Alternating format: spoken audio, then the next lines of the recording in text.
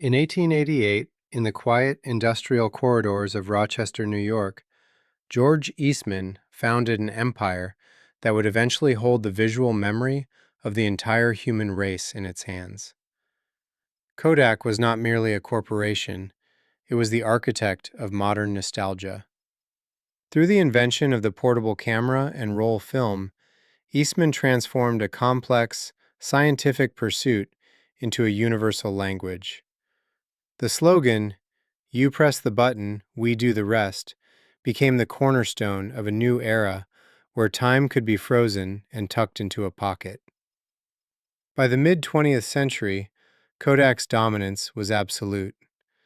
In the United States, it controlled nearly 90% of the film market and 85% of camera sales. Every wedding, every birthday, and every historical milestone was filtered through the silver halide crystals of a Kodak yellow box. The company's laboratories were cathedrals of innovation, where the world's most brilliant chemists worked to perfect the art of the image. This was an era of chemical supremacy, a period where Kodak was synonymous with the very act of seeing.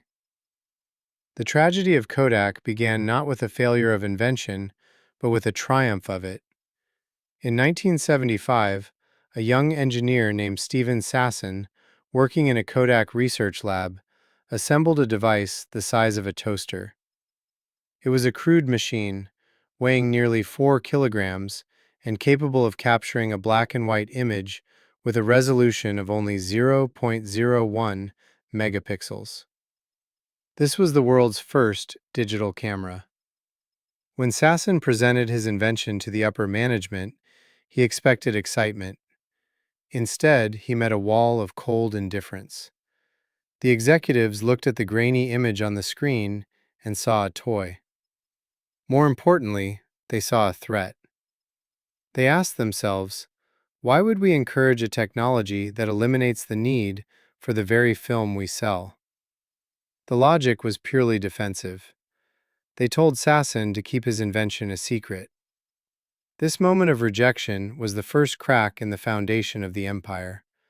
Kodak's management had become so blinded by their current profits, billions of dollars generated from the high-margin sale of film and chemicals, that they could not see the digital ghost haunting their future.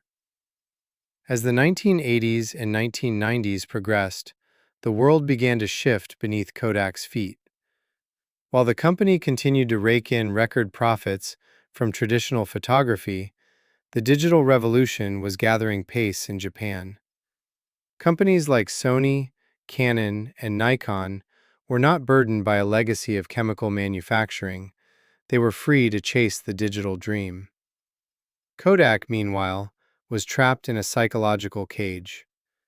They possessed thousands of digital patents.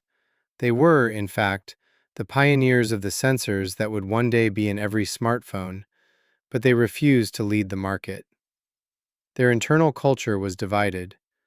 On one side were the chemists, the traditionalists, who believed that the physical print was the only true form of photography. On the other were the digitalists, who saw the impending wave. The traditionalists won the internal war, arguing that digital would only cannibalize their analog gold mine. They were right about the cannibalization, but fundamentally wrong about their ability to stop it. Can a company survive by ignoring the very future it helped create? By the turn of the millennium, the cracks turned into canyons. In 2001, film sales worldwide reached their absolute peak, and then the bottom fell out. The transition was not a slow decline, it was a total collapse. As digital cameras became cheaper and more powerful, the need for film vanished almost overnight. Kodak attempted a desperate pivot, spending billions to acquire digital printing companies and launching their own line of digital cameras.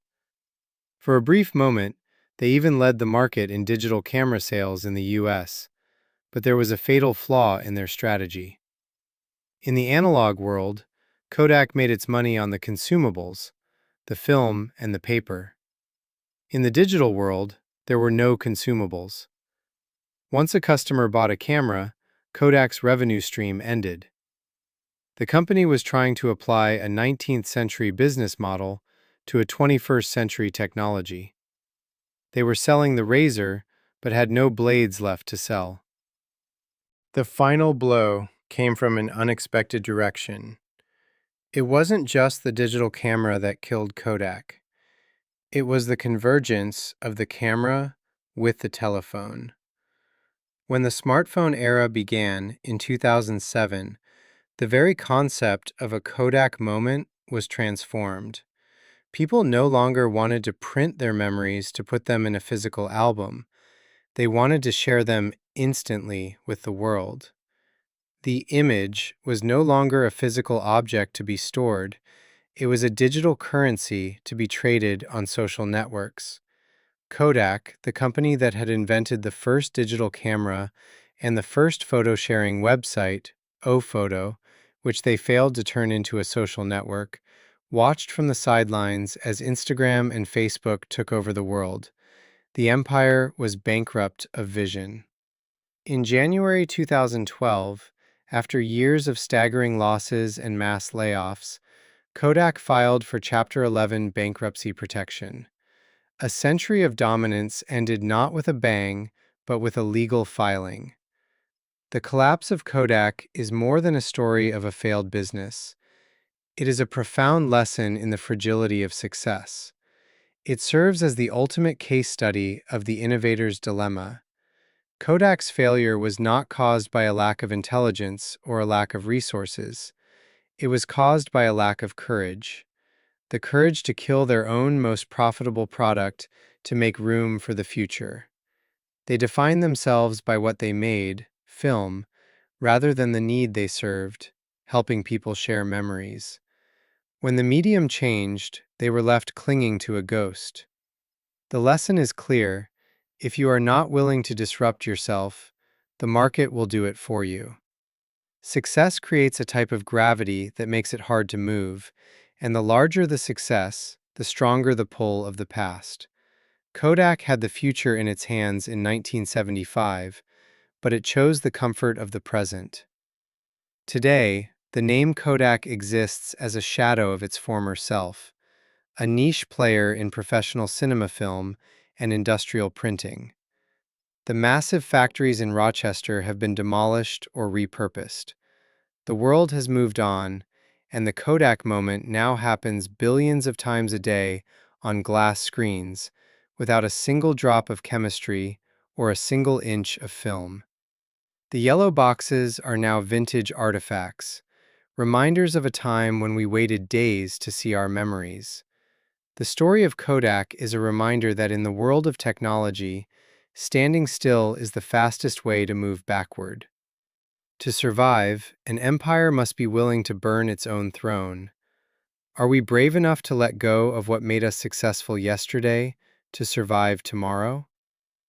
The narrative of Kodak's decline remains the most significant warning for every modern tech giant. It proves that no amount of market share can protect a company from a fundamental shift in human behavior.